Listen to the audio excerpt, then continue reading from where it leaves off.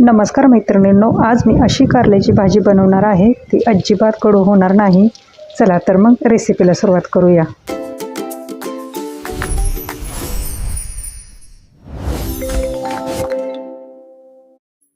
कारल्याची भाजी बनवण्यासाठी इथे मी ताजी आणि हिरव्या रंगाची कारली घेतली आहेत। हिरव्या रंगाची कारली आपल्या आरोग्यासाठी खूप फायदेशीर आहेत। रक्तातील साखरेचं प्रमाण नियंत्रणात ठेवण्यासाठी कारल्याचं सेवन खूप महत्त्वाचं आहे। त्यासाठी घरात कारल्याची भाजी ही बनलीच पाहिजे। या पद्धतीने मी कारलं कट करून घेत आहे। कारल्याचे काप फार पातळी बनवायचे नाहीत आपल्याला आणि फार जाडही नाहीत।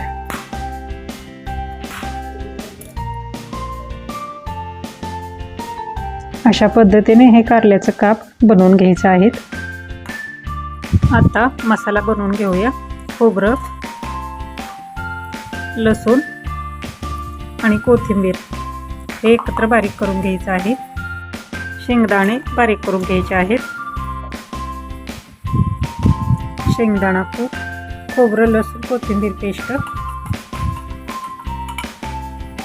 मसाला, हळद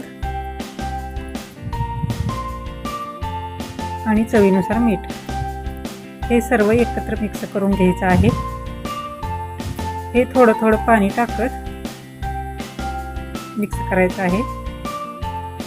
पाणी जास्त टाकायचं नाही, खूप ओला होईल एवढंच पाणी टाकून घ्यायचं आहे। हे पहा, अशा पद्धतीने मी हे खूप ओलं करून घेतलेलं आहे। आणि आता कारल्याच्या फोडीला दोन्ही साईडनं लावून घेऊया।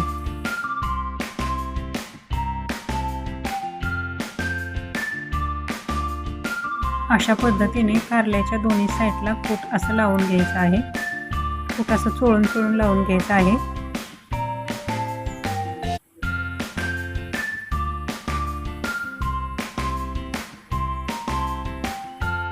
सर्व कारल्याच्या फोडींना कूट लावून झालेलं आहे। आता तव्यामध्ये कारलं बनवायचं आहे। कारलं बनवण्यासाठी जाड तवा घ्यायचा आहे। पातळ तवा असेल तर कारलं कटू शकतं। तव्यामध्ये तेल टाकून सर्व बाजूंनी पसरवून घ्यायचं आहे। आणि आता कारल्याच्या एक एक फोडी तव्यामध्ये ठेवून देऊया। अशा पद्धतीने तव्यामध्ये कारल्याच्या एक एक फोडी ठेवायच्या आहेत। कारल्याच्या फोडी अशा पसरून एक एक ठेवायच्या आहेत। कारल्यावर झाकण झाकून गॅस एकदम मंद ठेवायचा आहे आणि 5 मिनिटं मंद आचेवर कारलं शिजवून घ्यायचं आहे। 5 मिनिटं झाली आहेत। कारल्यावरचं झाकण काढून घेऊन कारली दुसऱ्या बाजूला अशी पलटवून घ्यायची आहेत। प्रत्येक फोडी दुसऱ्या बाजूने अशा पलटवून ठेवायच्या आहेत। कारल्याची प्रत्येक फोड अशी पसरून एक एक ठेवल्यामुळे कारलं आपलं खरपूस छान भाजलं जातं आणि कारल्याचा कडूपणा कमी होतो। फोडी पलटून घेतल्यानंतर कारल्याच्या फोडीच्या साईडनं थोडंसं तेल टाकून घ्यायचं आहे।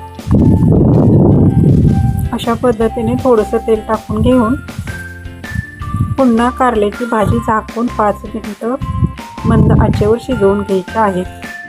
कारल्यावर चांगलं पॅक झाकण झाकून घ्यायचं आहे, म्हणजे कारलं पटकन शिजेल।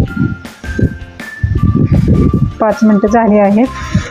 कारलं शिजलं आहे का ते पाहूया। कारलं छान शिजलं आहे आपलं, हे पहा। आणि आता वरून थोडी कोथिंबीर टाकून घेऊया आणि अशा पद्धतीने कारल्याची भाजी ही बनवून तयार झाली आहे।